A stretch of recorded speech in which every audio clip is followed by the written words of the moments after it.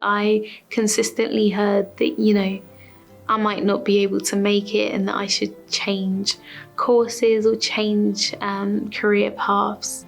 I kept pushing because I knew it's something that I was capable of achieving.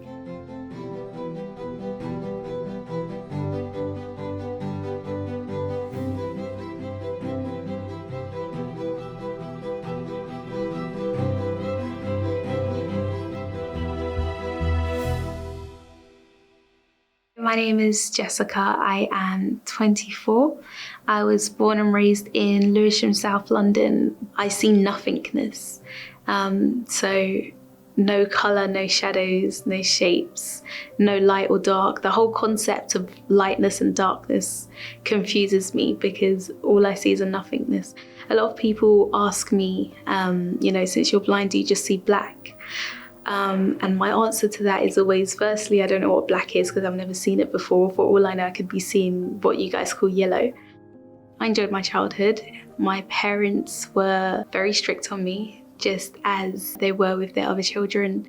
We had a chores rota, so, some days I would have to cook and I'd have to clean and I'd have to do the laundry. My name somehow made its way onto that rota more than anyone else's name.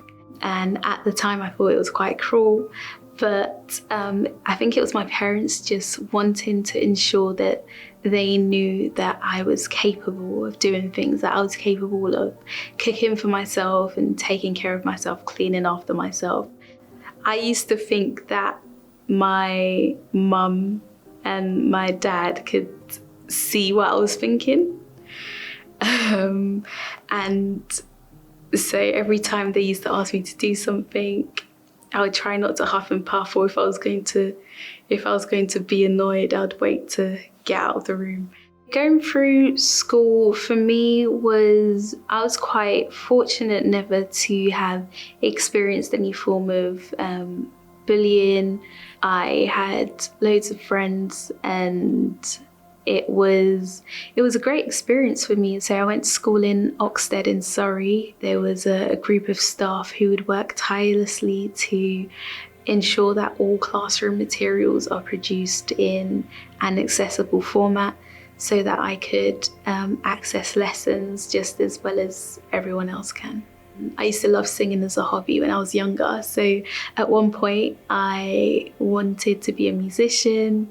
I'm a pianist as well, so I thought, oh my goodness, I could be like the UK's version of Stevie Wonder. But when I started to write my personal statement in year 13, whilst applying for universities, I somehow reverted back to law. When I started uni, I realised that one thing that they didn't realize, or that they failed to understand, was that there are different types of blindness. So there are some people who are completely blind, but there are other people who have light perception and color perception, and there's some people who have bits of vision to the point that they can read large print, or they can use magnifiers to augment text. I don't have any vision at all, therefore I'm a braille user.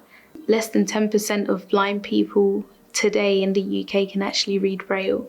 So although they had and have had blind people there in the past, and whilst I was there, they didn't actually have anybody who relied on braille as much as I did. I actually did an accelerated bachelor's, so I completed my bachelor's in 2 years rather than 3. But it was very, very, very intense. It was very intense for a normal quote unquote able-bodied student. For me now, having to deal with an accelerated course as well as preparing my own materials to access the course, that was draining in every sense of the word. I was the only blind person who relied on braille, who completely relied on braille. So it was essential for me to have all my materials in braille. They took me on knowing that I had no social life. I had to spend all my spare time re-listening to lectures, typing them out, creating my own study notes from materials I basically didn't have, and I felt like I had no help at all. I had all the support in the world from my family, but all they could do was motivate me and keep me going, but they couldn't do the work for me. I had to find the drive in me to continue doing the work myself, because I wanted to achieve this goal so much. It took a really deep toll on me. Health-wise, I was comfort eating a lot, and as a result, I've gone up quite a few dress sizes from when I started university, and I haven't been able to lose the weight due to, gyms and things not being completely accessible. At one point when I got really, really stressed, I stopped eating altogether, and that put me in hospital because I was fainting, and I had to have loads and loads of iron infusions, and it was a crazy time. I consistently heard that, I might not be able to make it, and that I should change courses or change career paths. But I kept pushing because I knew it was something that I was capable of achieving. My parents were not involved or were not kept in the loop with what was going on as they were when I was back in school. So I didn't want them to know that this is what I was facing. And at the same time, I feel like part of me also didn't want them to be disappointed in me, because I was so close to giving up. And, I said to myself, I can't do this anymore. I was getting 3 hours of sleep for months every night, and that's on a good night. I took my sister's advice eventually and spoke to my parents, and they were completely understanding of what was going on, and they helped me. My younger brother, who was 9 at the time, he actually used to read the textbooks for me, so I'll tell him to turn to a particular page, ultimately helping me to achieve my dreams. So I had a great network of peers and of friends.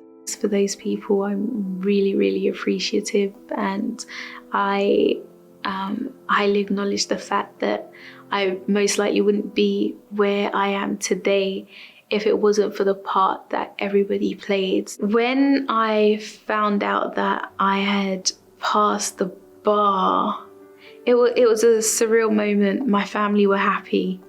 Whilst at bar school, I met an amazing barrister, Master Elaine Banton. She always used to fight my corner and ensure that I had an equal opportunity or a level playing field with the rest of my peers. I got my bar results in early July of 2022. I was called to the bar at the Honourable Society of the Middle Temple in October, the 13th of October 2022, and that's a key date that always stands out for me. It was at that point that I actually became a barrister, the first Black and blind barrister in the UK, and being a woman also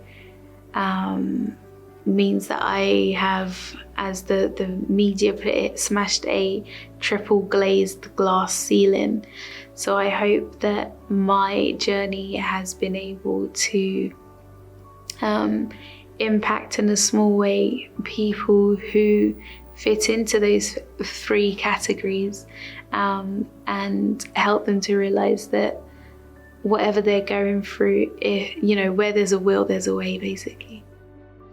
The media attention was very daunting. I literally locked myself up in my house for a month because I didn't want to be outside. And I think the most significant one for me was working with British Vogue when they covered my story. That was an amazing experience. I was in the 2023 May issue, which also was the first ever issue that they have produced in Braille. They've continued to produce their monthly issues in Braille since that date till now. Thank you. The device that I have in front of me is a Braille tablet. It allows me to access the web and emails in Braille. Here in front of me is the Braille display. So this would be my equivalent of a screen. If I press the buttons, the screen moves. If I want to do a good job for my client, which is my duty as a barrister, I need to ensure that I've read and understood the case papers to the best of my ability. Using Braille, I can go back on things and make crucial notes of the things that I need to make notes of. When I explain to people that I am a barrister or I am a lawyer and I'm here for legal purposes and not for visiting purposes, because they love to tell me it's not visiting hours, people have found that hard to swallow. Otherwise, I wouldn't say I've faced any negative experiences when actually dealing with people that I'm directly providing legal services to. In fact, they really appreciate the effort and the work that I put into their case. The fact that I have treaded the untrodden path, I hope that makes it easier for people or for the next generation of Black barristers, the next generation of blind barristers, the next generation of female barristers, and the next generation of anyone who has that combination. I hope that the journey is a lot easier for them. There will undoubtedly be challenges, and unfortunately that's not something that is an easy fix, but the fact that that somebody has done it before may give you just that bit more of a push. The numbers are still quite small for barristers who are experiencing a disability, but we are seeing an increase in numbers, and I hope that increase continues to grow.